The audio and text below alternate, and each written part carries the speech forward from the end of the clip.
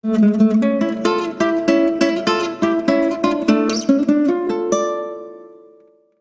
semuanya, selamat datang di Novel Time, selamat menikmati ceritanya, dan jangan lupa like, komen, dan subscribe.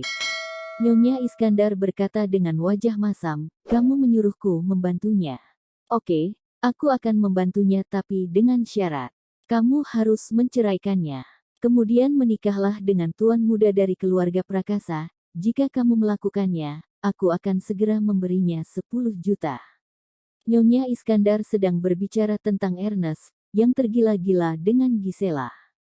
Keluarga Prakasa adalah keluarga kelas atas di Jakarta, statusnya jauh lebih kuat daripada keluarga Iskandar, dan Nyonya Iskandar selalu ingin mencari muka di hadapan keluarga Prakasa. Pada saat ini, pelayan rumah tangga tiba-tiba berlari masuk dan berkata dengan keras, Nyonya, Tuan Prakasa menugaskan seseorang untuk mengirimi Anda hadiah ulang tahun.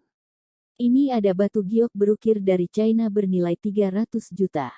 Nyonya Iskandar sangat gembira dan berkata, cepat bawa ke sini, biar kulihat hadiah termahal ini. Kepala pelayan segera menyerahkan jimat giok hijau zamrud, dan semua orang yang hadir menghembuskan napas terkejut.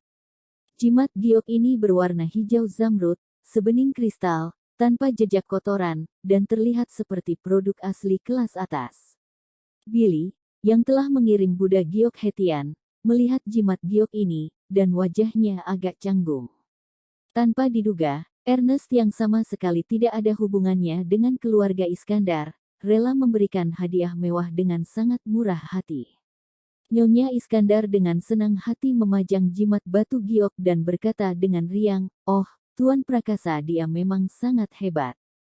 Hanya jika dia bisa menjadi menantuku, aku akan benar-benar hidup dalam mimpiku. Setelah itu, dia melihat ke arah Gisela, Gisela, lihatlah. Ernest belum apa-apa saja sudah memberikan barang mewah.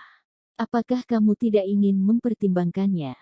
Gisela menggelengkan kepalanya, Oma, aku tidak akan menceraikan Mahesa. Sampai kapanpun. Ekspresi Nyonya Iskandar langsung berubah menjadi kabut, dan dia dengan marah membentak Gisela, dasar cucu tidak tahu malu. Tidak tahu diuntung, kamu masih saja mau bertahan dengan laki-laki sampah ini. Biarkan sampah ini keluar dari sini. Dia tidak diizinkan untuk datang di pesta ulang tahunku. Mahesa benar-benar kecewa, dan merasa malu untuk tinggal di keluarga Iskandar saat ini, jadi dia berkata kepada Gisela, Gisela, aku akan pergi ke rumah sakit untuk menemui Bibi Leli. Gisela buru-buru berkata, kalau begitu aku ikut denganmu ya.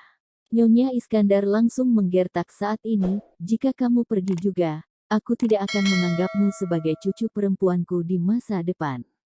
Pergi dan bawa ayah dan ibumu, dan keluarlah dari rumah Iskandar ini.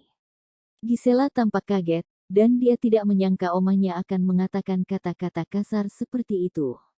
Mahesa buru-buru berkata, tetaplah di sini, jangan khawatirkan aku. Mendengar itu, sebelum Gisela tahu, dia berbalik dan berjalan keluar.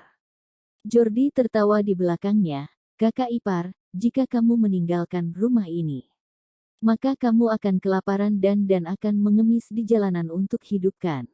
Sebagai cucu keluarga Iskandar aku masih kasihan denganmu. Oh iya aku ingat, aku masih punya beberapa recehan untukmu membeli makan. Jordi berkata, mengambil koin dan melemparkannya ke kaki Mahesa. Saat itu juga seluruh keluarga Iskandar tertawa.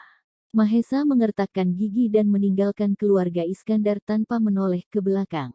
Ketika dia bergegas ke rumah sakit, Mahesa segera pergi ke ruang administrasi. Dia ingin berkomunikasi dengan rumah sakit, dan memberitahu mereka bahwa biaya pengobatan akan ditunda selama 2 hari lagi. Namun, ketika dia bertanya kepada perawat itu, dia tiba-tiba diberitahu bahwa Bibi Leli telah dikirim ke rumah sakit terbaik di Jakarta semalam. Mahesa kaget, dan buru-buru bertanya, berapa biayanya? Aku akan mengusahakannya. Pihak lainnya berkata, diperlukan total 30 juta, 10 juta telah dibayarkan, dan masih ada selisih 20 juta. Ini akan dibayar dalam seminggu. Siapa yang membayar 10 jutanya? Pihak lain menggelengkan kepalanya, saya juga tidak tahu. Mahesa terkejut dan mencoba mengingat siapa saudara Bibi Leli. Ketika dia menoleh, seorang pria berjas hitam dengan rambut sedikit memutih, berusia sekitar 50 tahun, berdiri di belakangnya. Dengan mata saling berhadapan, pria itu tiba-tiba membungkuk padanya dan berkata, "Tuan muda, maaf karena Anda telah menderita selama bertahun-tahun."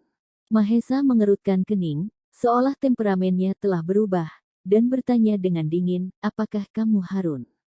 Pihak lain berkata dengan heran, "Tuan Mahesa, ternyata Anda masih mengingat saya." Ekspresi Mahesa membeku, dan dia bergumam, "Tentu saja aku ingat. Aku ingat kalian semua. Saat itu, kamu memaksa orang tuaku untuk membawaku keluar dari Surabaya. Setelah itu, orang tuaku meninggal secara tidak terduga. Aku sekarang juga telah menjadi yatim piatu, jadi kenapa kamu mencariku sekarang?" Harun berkata dengan sangat menyakitkan, "Tuan muda, ketika ayah Anda meninggal, kakek Anda juga sangat sedih. Dia telah mencarimu selama bertahun-tahun. Sekarang semuanya baik-baik saja, dia ingin aku membawa Anda kembali ke Jakarta, ke keluarga Dranata."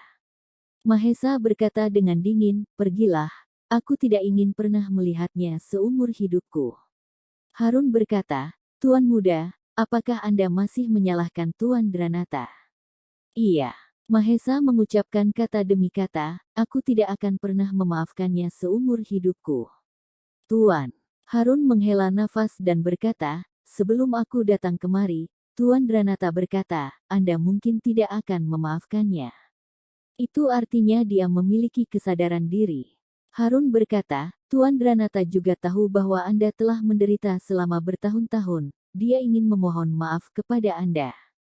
Jika Anda tidak ingin kembali, dia akan memberikan perusahaan terbesar di Surabaya dan memberikannya kepada Anda. Selain itu, dia meminta saya untuk memberikan kartu ini kepada Anda. Kata sandinya adalah hari ulang tahunmu." Dengan itu, Harun menyerahkan kartu Citibank eksklusif.